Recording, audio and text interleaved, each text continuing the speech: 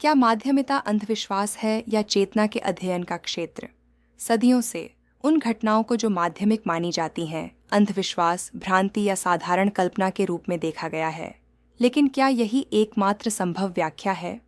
The book of mediums की प्रस्तावना में एलन कार्डेक स्पष्ट करते हैं कि उनका उद्देश्य अंधविश्वास को बढ़ावा देना नहीं है, बल्कि उन घटनाओं को व्यवस्थित अध्ययन और समझना है जो आत्माओं को सौंपा जाता है, विधि, अवलोकन और मानदंड के साथ। वह 19वीं सदी के लिए कुछ साहसी प्रस्तावित करते हैं, इन अभिव्यक्तियों को जांच के विषय के रूप में लेना। और यहाँ एक आकर्षक बिंदु उभरता है। आज आधुनिक विज्ञान भी चेतना के असामान्य अनुभवों की जांच करता है। न्यूरोसाइंस परिवर्तित अवस्थाओं, विघटन, विस्तारित धारणा और लगभग मृत्यु के अनुभवों का अध्ययन करता है। गहरी मनोविज्ञान उन सामग्रियों का विश्लेषण करता है जो अवचेतन से उभरती हैं और जो अक्सर जागरूक आत्मा के बाहरी स्रोत से आती प्रतीत होती हैं। जो कार्डेक ने किया वह यह प्रस्तावित करना था कि सब कुछ स्वचालित रूप से भ्रांति या धोखाधड़ी में नहीं घटित किया जा सकता। वह स्वीकार करता है कि गलतियाँ, भ्रांतियाँ और भ्रांतियाँ हैं, लेकिन यह भी कहता है कि कुछ ऐसे घटनाएं हैं जो गंभीर अध्ययन के योग्य हैं।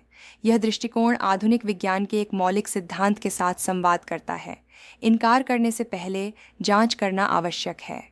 आधुनिक भौतिकी में, विशेष रूप से वास्तविकता की जानकारी और आपसी संबंधों पर चर्चा में, ब्रह्मांड की एक शुद्ध यांत्रिक दृष्टि अब कायम नहीं है।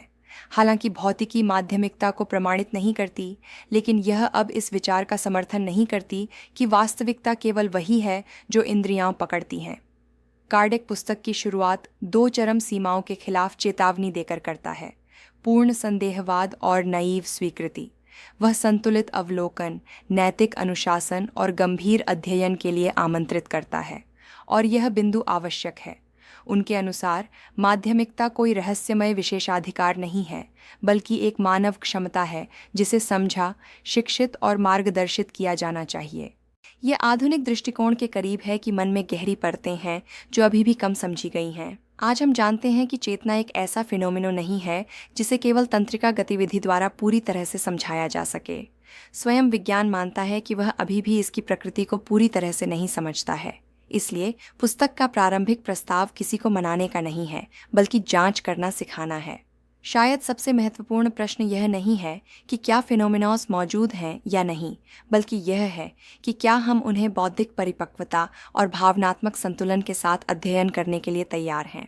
यदि यह विषय आपकी चेतना और वास्तविकता के बारे में दृष्टिकोण को विस्तारित करता है, तो अगले एपिसोड का अनुसरण करें और इस सामग्री को उन लोगों के साथ साझा करें जो जिम्मेदारी और तर्क के साथ आध्यात्मिकता की खोज कर रहे हैं।